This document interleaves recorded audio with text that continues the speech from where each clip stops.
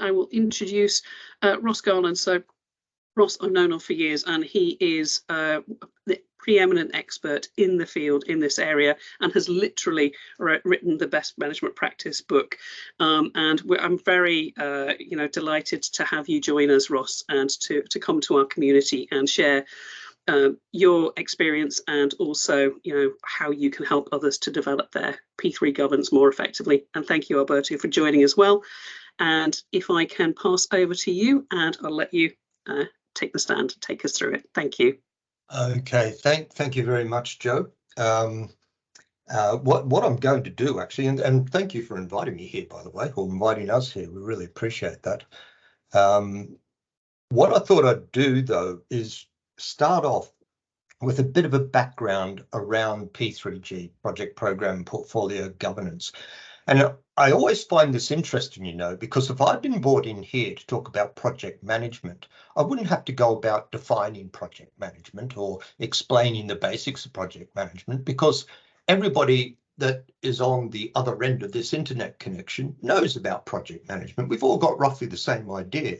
The problem when you start talking about governance, though, P3 governance, everybody has a different idea. And I've actually seen that in practice at a conference I was at last year, where we asked people to write down the components of good governance. And we ended up with a couple of butcher paper pages of components. And it just isn't that complicated. So today, what we're going to do is run through what P3G actually is, but then the guide itself, and actually now's a good time to share my screen. Let's see if this works.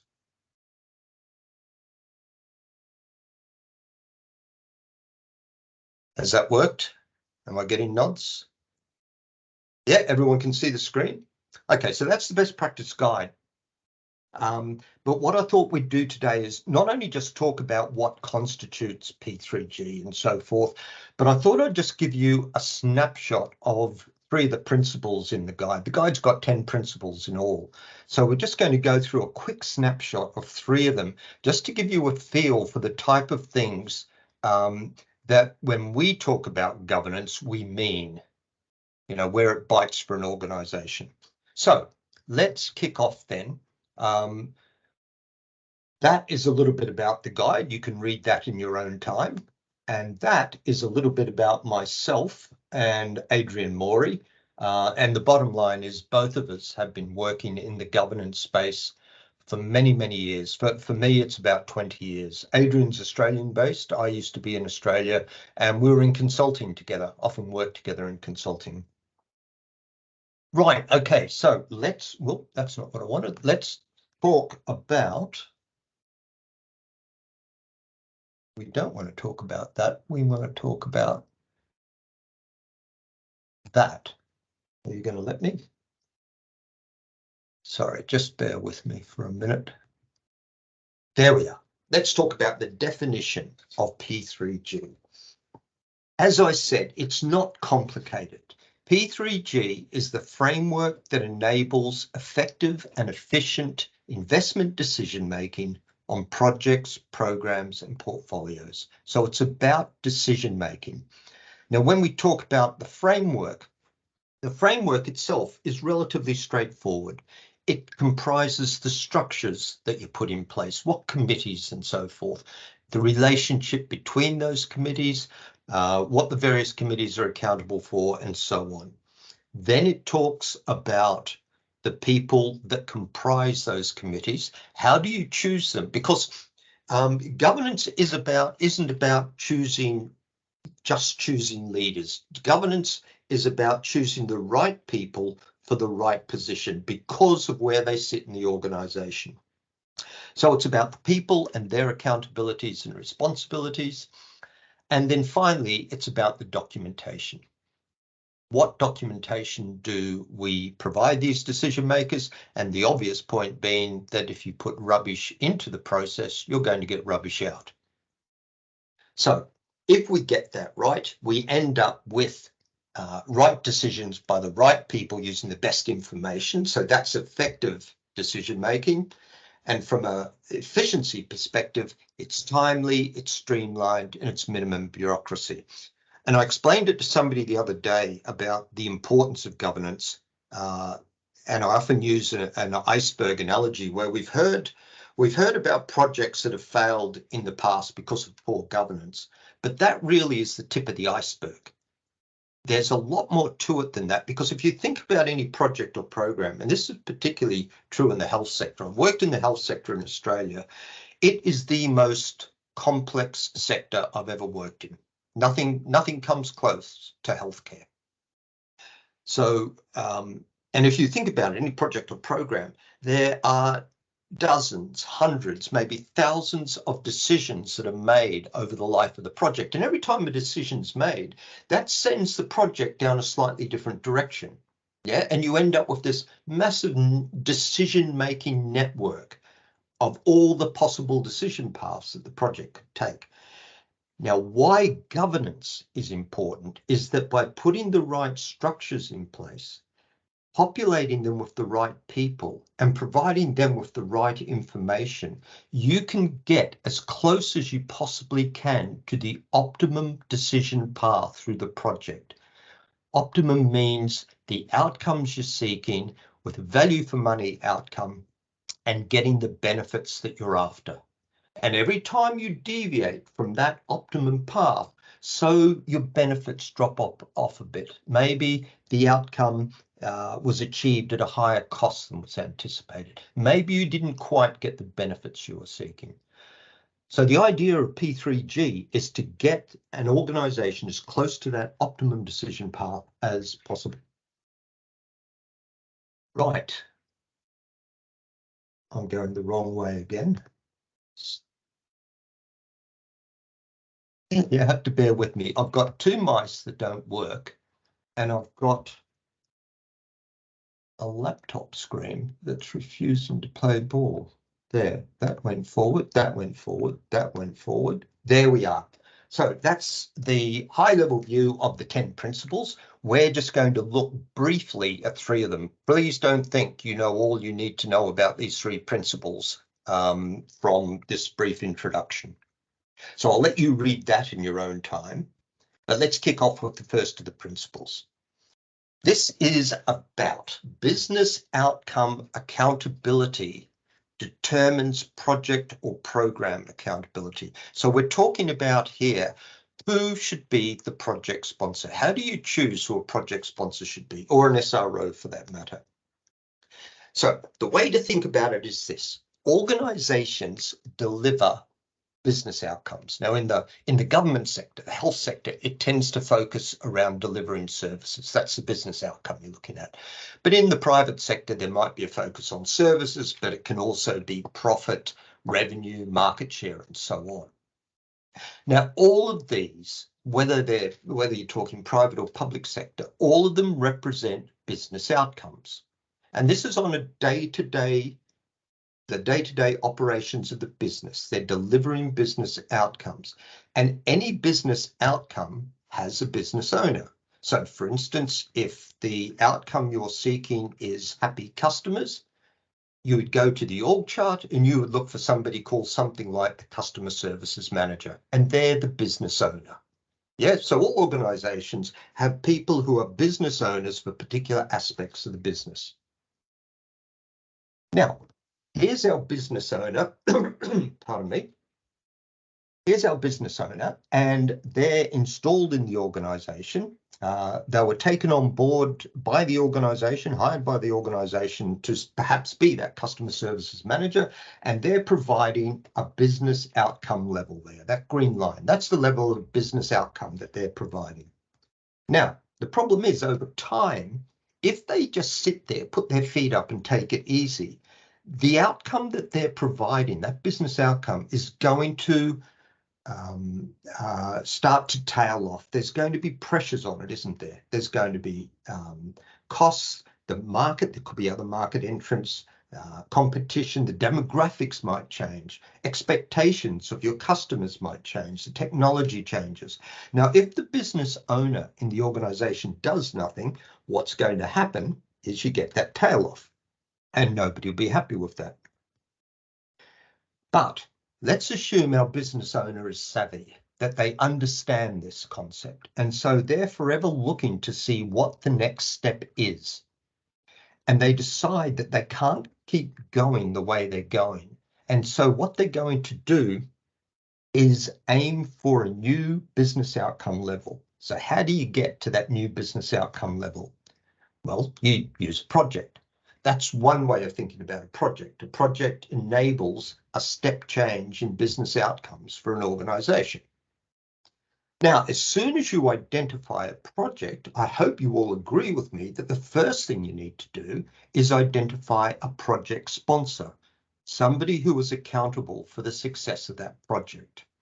That's critical. Single point of accountability. It's one of the other principles, actually. So we need a project sponsor. So let's have a look at where this takes us.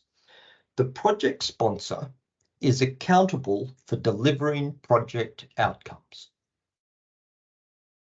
We've just said that the business owner is held accountable by the organization for the day-to-day business outcomes that they're delivering.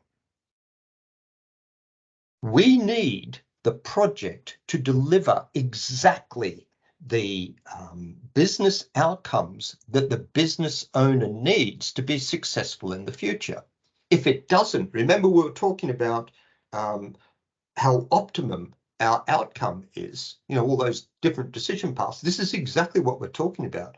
We want the project to deliver exactly what the business owner needs. Now, there is only one way to ensure that every decision that the project sponsor makes will play into the needs of the business owner and will be exactly what the business owner wants. And that way is to make them the same person. That's how you identify who the owner of a project should be. So whoops. No, we're going the wrong way again. Why don't you go back? Oh.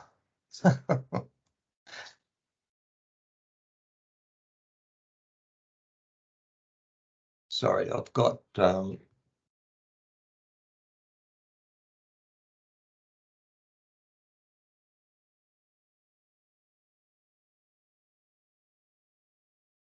that goes there, that goes there. Right. Okay. Phew. Right. So recapping, we want that project sponsor to be, we want the business owner to be chosen as project sponsor. So what that means is the accountability for a project should rest with the person who is also accountable for the business outcome the project will enable. In other words, the BAU accountability for a business outcome, customer services manager, confers the right of ownership of the project that will deliver that business outcome. That places the project at the heart. Business accountability for a project places the business at the heart of project decision making. So if you own a business outcome in an organization and you're held accountable for delivering that business outcome, if there's a project that will impact that business outcome, then you need to be accountable for that project, because that's the only way you can guarantee getting what you need. The corollary to that is that you might have a delivery group in the organization, like the IT group. They might be held accountable. They're the project's people. Let's hold them accountable for the success of the project. The trouble with that is they're not focused necessarily on the business outcome. They're more focused on asset delivery and IT delivery. And what you want is a business focus.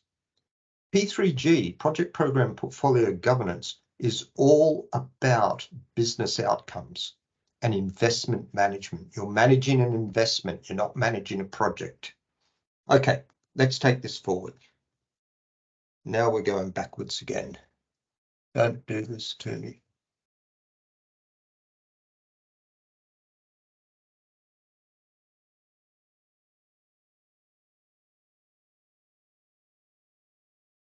Okay, so that's how we identified who should be accountable for the success of the project. So we said business outcome accountability that's day-to-day business outcome accountability, determines project and program accountability. There's two other things you need if this is going to work effectively. You need to empower the project sponsor. One of the ways you empower the project sponsor is that they must have business case accountability. They must own the business case. I shouldn't even need to say this, but the business needs to own the business case. Also, it is very helpful if they have accountability for the allocated budget, because there's no real empowerment if you don't have the finances to enact your decisions. If you want to take consultants on board and you don't have the ability to take those consultants on board, that starts to impact your ability to be successful.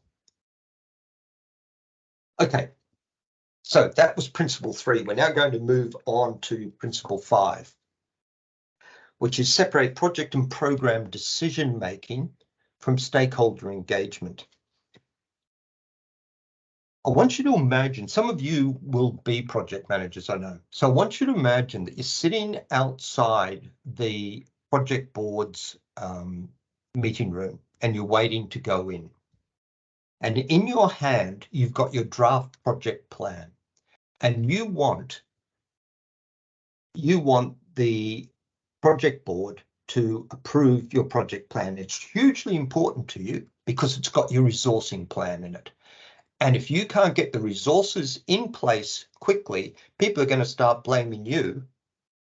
People are going to start blaming you for the project falling behind schedule. So you need an approved project plan, and the door opens and you're ushered in. Now, all else being equal, well, let me give you two scenarios. The first scenario, sitting around the table waiting to hear your presentation, are 16 people. Scenario 2 is sitting around the table waiting to hear your presentation, are 6 people. Now, of those two scenarios, which do you think is most likely to give you a clear and unambiguous decision regarding your project plan? Either it's approved, or if it's not approved, you need to do this to it to get it approved. 6 or 16? It's not a trick question, is it? Everybody knows that the answer is 6, because 16 people sitting around a table can do lots of good things, but clear and unambiguous decision making isn't one of them. There's just too many people. Interestingly, though, if you went around that table and asked everyone why they were there, they'd all have a good reason. They would all be stakeholders of that project in some way, shape or form. And that's your problem, because as a project manager, you didn't want a stakeholder engagement forum. What you wanted was a project decision-making forum. And stakeholder engagement and project decision-making are two very separate activities, and we need to separate them, but we have to do it carefully. So let's have a look. Here's our stakeholder spectrum. It goes from stakeholders who have got who the project has a minor impact on, and it goes all the way up to stakeholders for whom the project has a major impact. Now, on the far right-hand side of that slide, that's the project sponsor. That's because they're the ones that the project has the major impact on. Now, on a large and complex project, there may be many stakeholders. If you try and include them all in the decision-making process is going to be too cumbersome and slow, and decision-making quality might be affected. However, if you cut certain stakeholders out, you're in danger of them feeling disenfranchised, and their support for the project might wane. So we have to balance those two factors. So somehow we have to draw a line where to the right of it are the core decision makers who are going to form the project board, and to the left of it, we've got other stakeholders. But as I said, there are going to be people, can I get my mouse to move? There are going to be people just to the left of that line who are really important stakeholders, and their needs need to be taken into account. So what we do is we split the other stakeholders into two groups. We have decision influencers. They're the key people, the really important stakeholders who, on many other projects, may well be on the project board, but for your particular project, they're just not that core enough. They don't need to be in the project board, but if you don't look after their interests, they're not going to be happy. So these decision influencers, they need to know that they'll be listened to and that their concerns will be addressed. They must be engaged with to ensure ongoing support and to avoid them undermining the initiative. So what we do is we establish a committee. Now, remember what the aim of this is. The aim of this is to get that project board down to a tight size that will enable effective decision making, and yet to keep on board the people who aren't in that project board meeting. So what we do is we set up another group called the Strategic Advisors Committee. And the idea of this group is their issues, concerns, the advice they want to give and so forth is fed into the project board, but they'll never accept this unless there is one important feature, and that is the Strategic Advisors Committee is chaired by the project sponsor. That way they know their issues are going straight to the most important person on the project and will be fed directly into the next project board meeting. That's the way you assure them that their issues, concerns, advice, and so forth will be taken into account. And that means that instead of having the 16 people around the table, you can get that number down to maybe 6. You can take this one step further if necessary. You can still see that Strategic Advisors Committee at the top level feeding into the project board.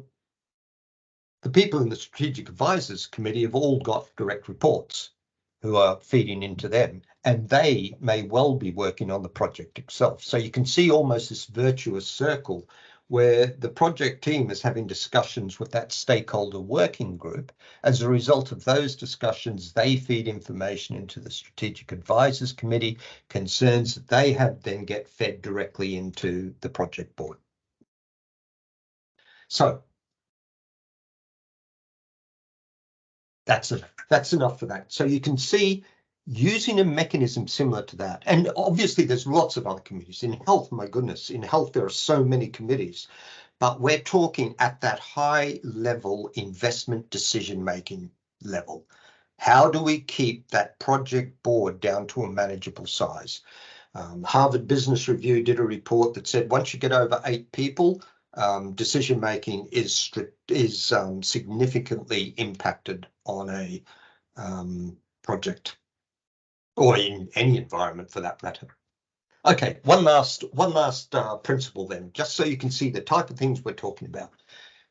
Ensure consistent and logical decision making rights. This is pretty obvious, really. If you think about, presumably your own organizations will have projects and project boards, you'll have project managers, you'll have programs, you'll have SROs, program managers, maybe a portfolio committee, I hope a portfolio committee. And that's all different layers: portfolio committee, program boards, project boards, and so forth. If it's not clear who's making what decision, confusion like that results in one major outcome. Sorry, it results in one major effect, which has multiple outcomes. And that effect is people don't have the confidence to make decisions, so decisions keep bubbling up in the organization to a higher and higher level. What that does is slows down decision making, makes it really inefficient. And the other thing it does, it means that a person who at a project level should have been making a decision because they had the information necessary for that decision. Instead of them making it, somebody a couple of grades above them is making it. And that means the wrong person's making the decision. Okay, let's have a look at how we deal with it. So project sponsors and SROs are accountable for the success of projects and programs. Therefore, any decisions that can materially impact their projects or programs must be made by them. That's a logical statement. Okay, what does a material impact mean? Well, we know what material means in terms of exceeding the tolerance or whatever, but exceeding the tolerance on what? These are some of the key parameters that help define a project. So in there you can see the need for the project, or in brackets, the opportunity the project is trying to benefit from. You can see the benefits, budget, risk, source of funds, interdependencies, the schedule, funding, all these factors. If you change any of those key parameters in a material sense, you're effectively changing the shape of that project. So what does that mean? That means they should be included in the business case. The business case is hugely important in the governance space because it's the document that describes what it is you're trying to achieve. Now, let's assume you have managed to include these in the business case. And that's not an exclusive list of key parameters, by the way. If the initiative has an adequate business case that defines the key parameters, then you can say that any decision that has a material impact on the business case must be made by the project sponsor or SRO. Again, a logical statement. Anything that can have a material impact on the business case must be made by the project sponsor or SRO. So let's have a look at this. This is a box with all those parameters defining that box. And that box we call the business case box. So the parameters have formed a box, and this box defines the initiative. If you change the shape of that box, that is any of those parameters, you're effectively changing the initiative. So any decision that changes the shape of the business case box must be made by the project sponsor or SRO. Which parameters should have tolerances? Remember, we said if it's a material impact, it is an impact that exceeds a tolerance. All parameters should have tolerances, even if they're only qualitative. And I realize that's easier said than done, but here's some examples. So for instance, on benefits, you might have a simple tolerance that says no allowable reduction in benefit X. In other words, benefit X might be the reason we're doing this project. Financial benefit Y has a lower tolerance of minus 10%. Schedule and budget, they're always relatively easy to put parameters around, aren't they? Interdependencies, the project, your project, might be impacting another project potentially, project A. And that might be an absolutely key project for the organization. So the tolerance there is 0 schedule impact on project A. We need it in place as soon as possible. And, 5% financial impact on project C is allowable. So there's ways of putting tolerances on those key parameters, and it's important to think hard about those tolerances. So given that we've talked about that business case box, and we've said the project sponsor or SRO owns that business case box, we can start to think about who makes what decisions, who has what decision rights. Let's start at that project board level. Any material changes to the project business case that do not impact the program are made by the project board. Again, a logical statement.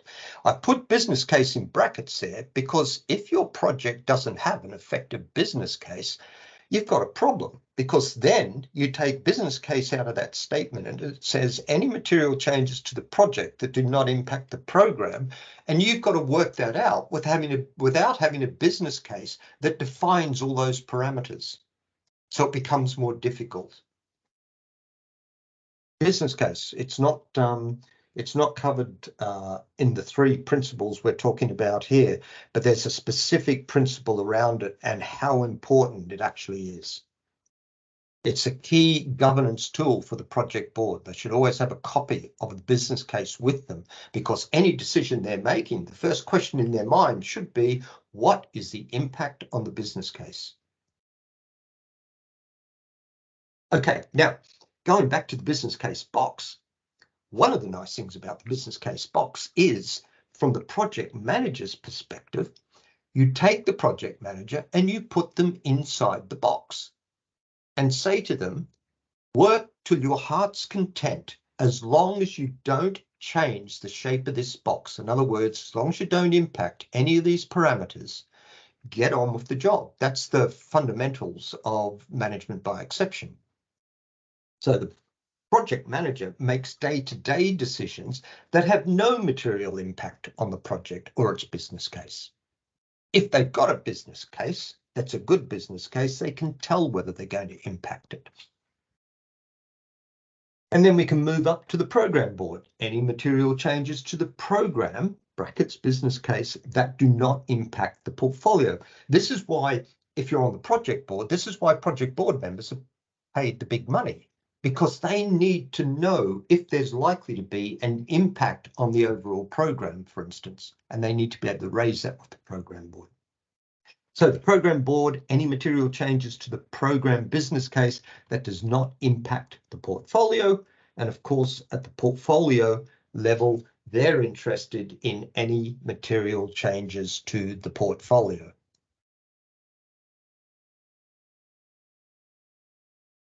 Yeah, we'll leave that for a moment, if I can work out how to go back. No, I can't. Okay, I'm sure I'll get back there at some point. That is enough of me talking, but I hope that's given you a heads up on what we're talking about. When we're talking, too often when you pick up a book on governance, from my perspective anyway, I find it tends to be very theoretical. And my background is consultancy, and my clients aren't interested in theory.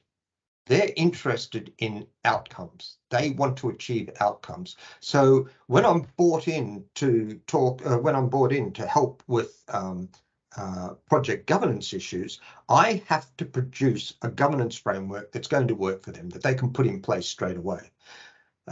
So that guide does not contain a lot of theory. What it does contain is logic. You're not asked to believe any principle that isn't underpinned by strong logic.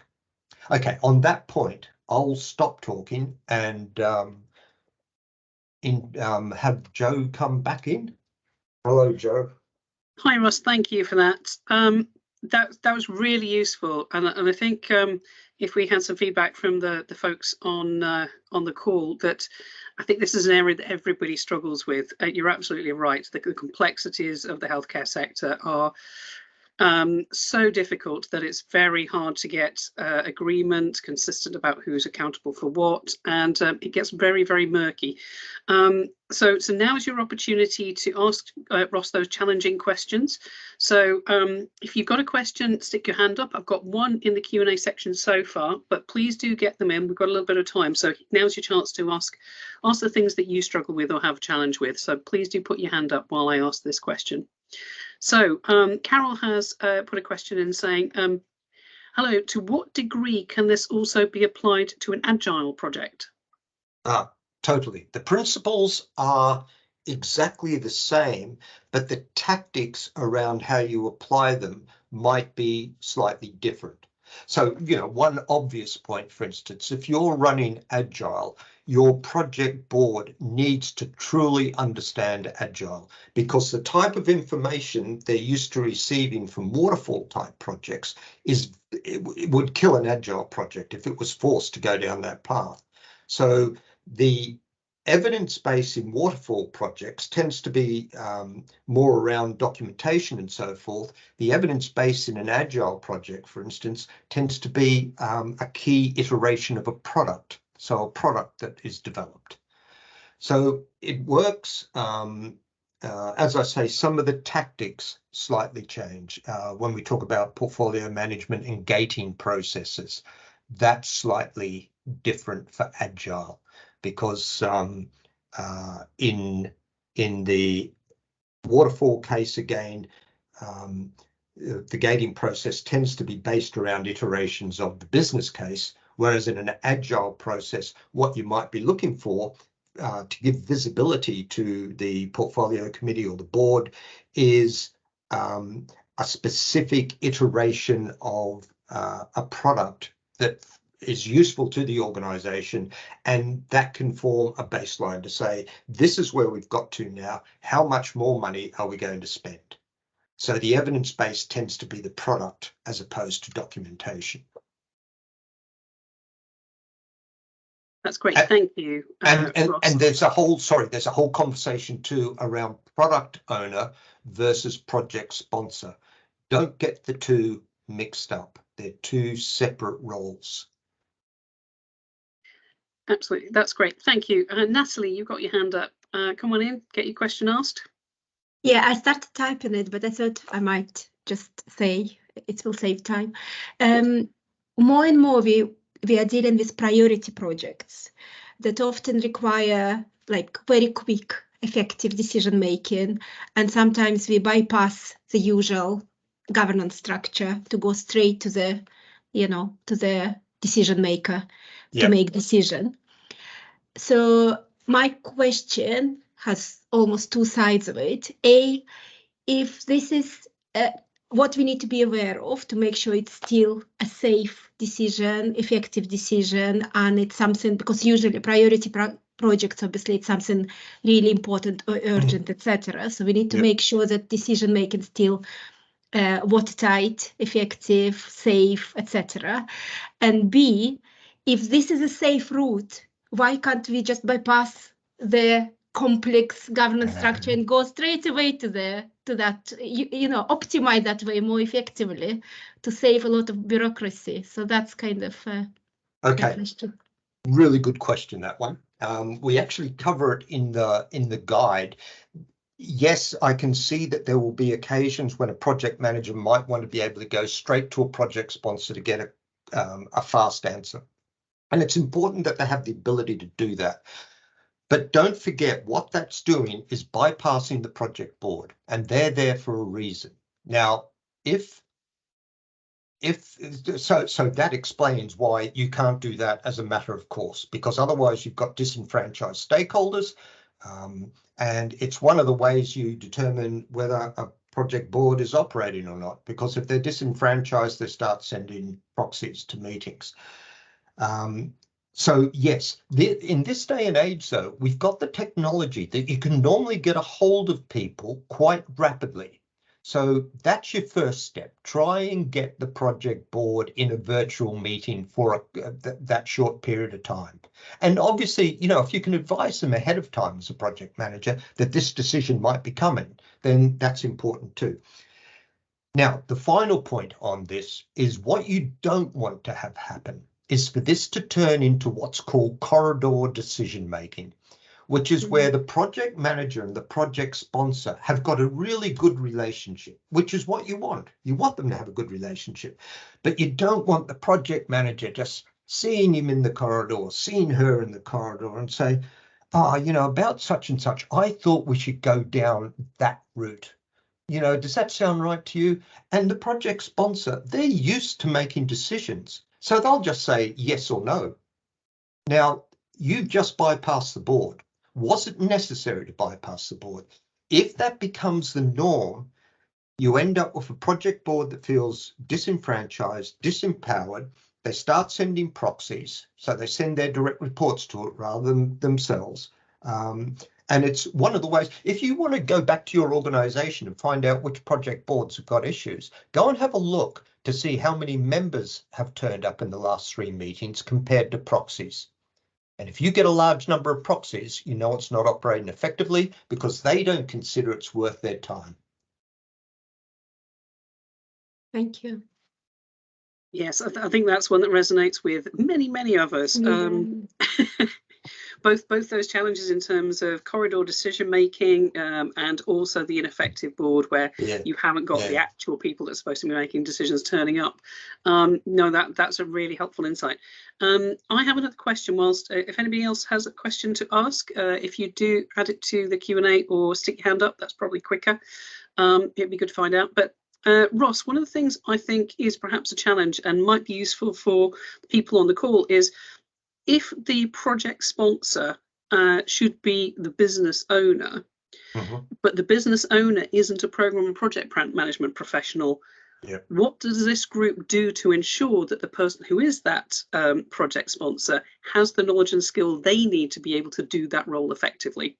Because it might be a clinician, a finance person, an IT person, an HR person. This is not part of their core training. What can we do to encourage them to access the learning they need around this? Yeah, okay. And this is a common problem in projects in social organisations, because social organisations tend to deal with people as opposed to dealing with processes like governance and projects and things like that. So there's a number of aspects to it. The first is you use that principle 3 that we went through to identify who your project sponsor should be, and it should be a business person. Now, if that business person doesn't have the necessary project skill set, what you don't do is say, well, we won't use them, we'll use somebody else, because the thing they do have is the business knowledge. They know what it is they're trying to solve, and that's hugely important. What you do then is you support them on the board. Now, the first person on the board, remember I said, if you're talking about single point of accountability, the project sponsor is accountable for the success of the project. So what about the delivery people then? Because a lot of them will think, well, that's us, surely we do projects. Aren't we accountable for the success of projects? And the answer is almost, but not quite. You're accountable for delivering the project within the constraints laid down in the business case. It's all about the business case. They deliver the asset, but they're the first person to sit on that project board alongside the business owner. Now, the head of the projects group should know about projects, so they can act as an interpreter. That's part of their role, being on that project board. And if necessary, you can also support that project sponsor. This is your business sponsor who doesn't really have the project knowledge. Support them with what we call a sponsor delegate. So this might be, for instance, a direct report of theirs who does know about projects, understands the business really well, and they and the project sponsor work out the split of responsibilities, and the project sponsor delegate starts to do a lot of the legwork for the project sponsor on the day-to-day running of the project, helps to explain the technology to the project sponsor and so forth. This is also beneficial, of course, because it opens up the project sponsor's capacity. They have got greater capacity if somebody's doing the day-to-day. So that can be a big plus. But you don't use it as an excuse not to use the business owner. And so some organisations too get really nervous when you say the business owner, because they start talking about gold plating, or they'll just want everything. And what's the answer to that? Let's go back to the business case. That's why the business case is important. You can't gold plate, it's not in the business case. We don't have the money to do that. Thank you. That's great. And just to kind of support that, because in my experience, as I was head of the corporate portfolio office for health education England for 10 years.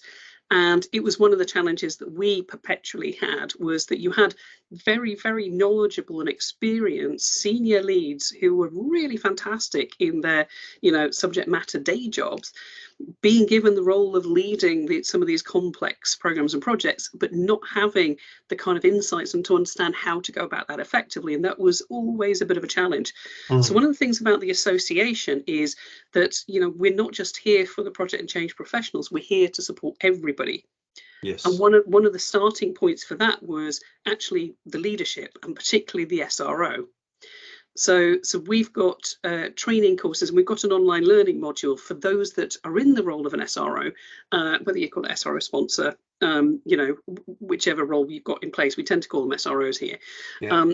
And so we've got online learning to support them to get started. We've got resources to help them with that, and we've got training that they can go on. And this is something I think the people here can help to recommend. But then there's also something like events like this, which is around a subject that might be of particular importance to those people leading some of those complex projects. And then finally, we've got the accredited training. So Ross, do you want to talk a little bit about the accredited training for those that are, you know, wanting to take their governance, you know, skill set to the next level? I think I'll hand that over to Alberto, actually, because he's the one that that can talk best about this. Absolutely, would be a pleasure, and it's a pleasure to be here. I'm Alberto. I'm Managing Director of P3GQA, which stands for Project Program and Portfolio Governance Qualification Authority. And we've developed a qualification based on the guide published by TSO, and it's titled P3GP. So anybody who wishes to get accredited or get certified, they could achieve the certification in one of two ways. First is by self-study, so they could pick up a copy of the P3G guide, read it, and then schedule their examination with P3GQA, or attend a training course. We have 11 accredited training organizations across the world, and depending on the ATO, they would be from 2 to 3 days in duration. Most of the courses offered on our website are virtual, so they could tune in from anywhere. And there is a special discount for HPCA members that I've made available, so they could use those codes to get the course and qualification at a certain discounted price. That's great, thank you. And again, you know, the thing about governance is the maturity of it is a journey. And it needs those of us that want to see this improved in the across the healthcare sector, you know, leading the way, you know, developing the capabilities, and then supporting others to come along the journey and build the skills at the level that they need to have it at. So there's a call out to the community to do their bit to, you know, look at what's your development need, but also how can you support others in your organizations to develop. Okay, so we've got a question from George. Do you want to ask a question, George? Yes, for those of us who work across government departments, P3G is obviously very important, but the accreditation needs to be recognised by HM government. I just wondered if the accreditation you're talking about is clearly it's very useful within, you know, practically within the NHS, but there's another dimension to this. We wish it was, but it's not yet. We have hopes because we've had somebody from the, what was it, Alberto, the Infrastructure and Projects Association? Authority, yes. Authority, yeah, yes. IPA. Yeah, we had somebody from there, and they're a big supporter of ours, but getting government moving on such a thing like this is not straightforward. What is happening, though, George, is that the knowledge about the guide and the certification and so forth is spreading quite rapidly. And as it becomes better and better known, so I think it won't be that much longer before we are starting to talk to government organisations about this. Yeah, I guess the problem is finding a decision maker, isn't it? Yeah, yeah. It is, and I do quite a bit, George, with the heads of profession steering groups that's run by the IPA, because one of the things that we're doing is looking to ensure that we align what we do with government standards. And the thing is, if you look at the IPA's functional standard for project delivery, obviously one of the critical things around that is governance. It just doesn't tell you necessarily how to do it. So something around P3G is that, in a sense, there are probably other governance models you could use, but actually, if you've got one and it works and it fits with the environment, the fact that you're required to put governance in place doesn't necessarily tell you exactly which one to do. And it's about finding the right fit for your organisation and your environment. So I think the thing is that there's a real lack of really anything else in this area. And so in the lack of anything else, you know, this meets the needs that the functional standard requires from us in terms of having a robust governance process in place. So it's really good too, Jo. It's really good too. Yes, obviously. Yeah. It's not just because there's nothing else out there. This is good. I didn't mean to imply that. I mean, but it's one of those areas that's been so little movement from government around this area and little that's been provided. It's best practice for a reason. It's because, you know, it's what we should be doing. But as you say, you know, it's slow moving for government to promote and align to anything in particular, but the fact that we have this is fantastic. It means that we don't need to wait for anything, but also it's APMG accredited, isn't it? And do I get that right? Oh no, it's your own accreditation. It's certified.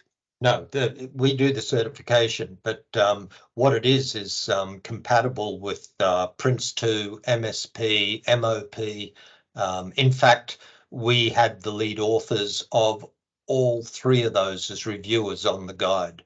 So they were heavily involved in the development of the guide. And the other thing is the PMI seems to be broadly supportive of it too, because I'm forever presenting at PMI conferences about this as well.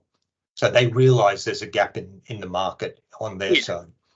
And I think that's what I meant to say was that there hasn't been a real sufficient amount of attention in this area previously, no. But we've got this now, and this is a really great starting point. So I think the thing is, you know, let's make use of this and let's build on this and apply it to the challenges that we've got. So I've shown you the events that are coming up. Don't forget to sign up for the one on the 18th. Sign up for the masterclasses as well, because you get to find out a lot more in depth. And if you're wanting to develop your governance to an accredited level, then you know, get signed up for the actual accredited training. Can I just say thank you so much, Ross, for the session today. Despite the technical challenges, we'll send you a new mouse. And thank you, Alberto, for your contribution to it. And thank you, everybody, for joining us and being part of this session today.